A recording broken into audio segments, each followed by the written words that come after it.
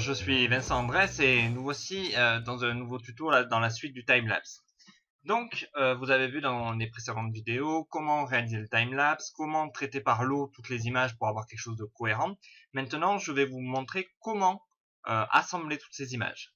Donc, une fois que vous avez fini sur Lightroom, vous les avez exportées, elles sont dans un dossier et on passe sur Photoshop. Alors, sur Photoshop, c'est relativement simple. On va dans Fichier. On fait un nouveau fichier. Là, on va choisir, normalement, on est à ce format-là. On va choisir le format film et vidéo et on va faire OK. Là, vous voyez, il y a quelque chose en blanc.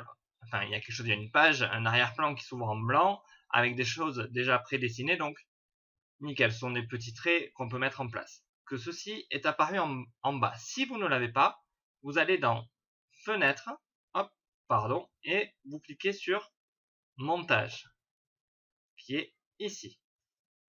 Une fois que vous êtes là, vous faites Créer un montage vidéo. Vous faites Calque vidéo, Nouveau calque vidéo d'après un fichier. Vous cliquez et vous tombez là où vous avez mis vos photos en fait, et vous sélectionnez la première photo.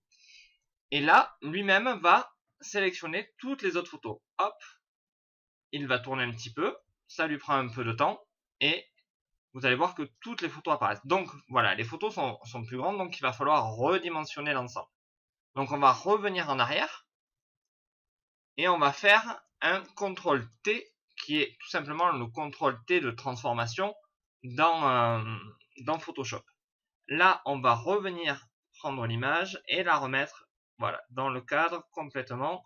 Alors vous pouvez, si vous le souhaitez, par exemple, hop, on va revenir, on va se rapprocher un petit peu. Vous voyez, là, il y a la fenêtre qui dépasse, c'est pas forcément intéressant. Donc, pourquoi ne pas l'agrandir un petit peu? Comme ça, on fait disparaître la fenêtre. Avec, vous voyez, le petit en haut. Donc, il y a le petit, les petites chaînettes. Si vous cliquez là-dessus, ça respecte en fait l'ensemble. Et vous pouvez, voilà, remettre la photo tout en respectant le 16/9 que j'avais pris au départ. Donc là, on fait Entrée et on a redimensionné notre photo. Une fois qu'on en est là, on peut toujours améliorer la photo.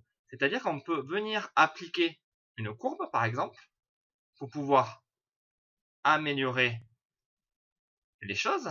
Vous pouvez en fait continuer à retoucher votre photo, comme on l'a fait sur Lightroom ou comme on peut le faire sur Photoshop quand on a une photo, mais avec les outils Photoshop. Vous pouvez bien entendu dire à quel moment s'arrête si vous voulez la retouche. Donc par exemple là, on voit bien qu'elle prend toute la photo, mais si vous avez un timelapse qui dure jour-nuit, vous pouvez par exemple améliorer à un endroit et rajouter une retouche après. On peut le faire sur Lightroom, mais il y a des fois des choses qu'on préfère faire sur Photoshop. On va aussi rajouter par exemple un niveau. Donc là, j'applique encore une correction au niveau des niveaux. Voilà. Hop, pour que vous voyez le contraste soit bien, qu'on voie suffisamment les choses. On va baisser à peine un petit peu les blancs. Voilà, on fait une retouche. Enfin, un traitement, une correction, comme on veut. Enfin, on travaille avec Photoshop. Je vais jouer aussi sur la teinte saturation pour l'augmenter légèrement. J'aime bien le côté un peu péchu sur les timelapse, donc voilà. Je pourrais éventuellement aussi me servir par exemple des masques de fusion et ne pas l'appliquer sur toute la photo. Hein. C'est vraiment, on garde vraiment l'esprit de Lightroom, de Photoshop, pardon. On peut vraiment travailler étape par étape, donc c'est assez sympathique. Et je vais augmenter ceci pour qu'on voie un peu mieux cette partie-là. Et on peut, à souhait, voilà, dire les niveaux, je veux qu'ils soient à partir de là. Les courbes à ce niveau-là, et ainsi de suite. Vous voyez là, la courbe, elle est sur toute la photo. La teinte saturation, je vais aussi la laisser sur tout le timelapse. Mais par exemple, pour vous montrer après, hop, ceci, on va bouger les choses. Par contre, c'est un peu plus long là. C'est vrai qu'il faut vraiment que l'ordinateur soit assez performant parce que ça prend beaucoup de mémoire, beaucoup de choses. C'est pas toujours évident. Donc, à ce niveau-là, j'ai fait une retouche de niveau. On va, pour voir qu'on peut vraiment adapter les choses, mettre une retouche de niveau comme ceci. On va faire un CTRL-J pour dupliquer la retouche de niveau et on va, voilà, l'abaisser à ce niveau-là. Donc, je vais corriger, la remettre et je vais faire l'inverse en rebougeant cette partie. Toujours pareil, vous voyez, ça prend du temps parce que ça mouline pas mal. Donc, voilà. Et je vais rajouter un niveau au milieu qui va coller à ce niveau-là et à ce niveau-là. C'est quand on verra le timelapse, on verra vraiment l'avantage du travail et le fait d'avoir travaillé petit à petit. Allez, on avance un petit peu s'il te plaît, merci. Et on va par exemple avoir quelque chose de là. Voilà, c'est pour vous montrer qu'on peut travailler vraiment un timelapse comme on travaille une photo.